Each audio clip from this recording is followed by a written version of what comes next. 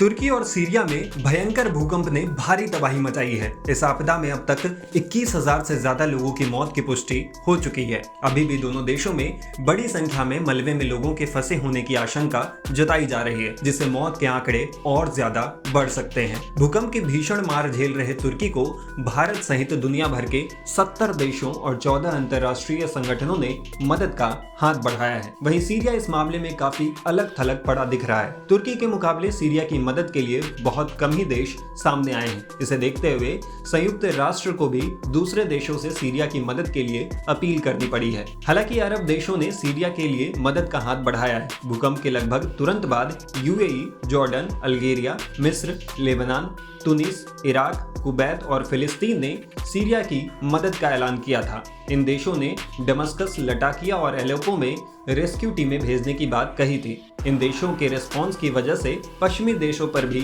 मदद के लिए दबाव बना। सीरिया की मदद के लिए आगे न आने का एक कारण देश में राजनीतिक संकट भी है। संकटग्रस्त इदलिब प्रांत सालों से सीरिया सरकार के विद्रोहियों के कब्जे में है। वहीं भूकंप प्रभावित अलेप्पो और लटाकिया सरकार के कंट्रोल में है। हालांकि सीरिया की मदद के लिए आगे आने वाले देशों में भारत भी एक था। 8 फरवरी की सुबह गाजियाबाद के हिंडन एयरबेस से भारतीय वायुसेना के C-130J हरक्यूलिस विमान सीरिया में भूकंप से प्रभावित लोगों की मदद के लिए जीवन रक्षक दवाएं लेकर रवाना हुआ था। तब स्वास्थ्य मंत्रालय से जुड़े राजेश नायर ने बताया था कि सीरिया में आए भूकंप के लिए स्वास्थ्य मंत्रालय और विदेश मंत्रालय के समन्वय के तहत जीवन रक्षक दवाएं और उपकरण वहां भेजे जा रहे हैं। ये दवाएं और उपकरण कुल मिलाकर 6.5 टन हैं।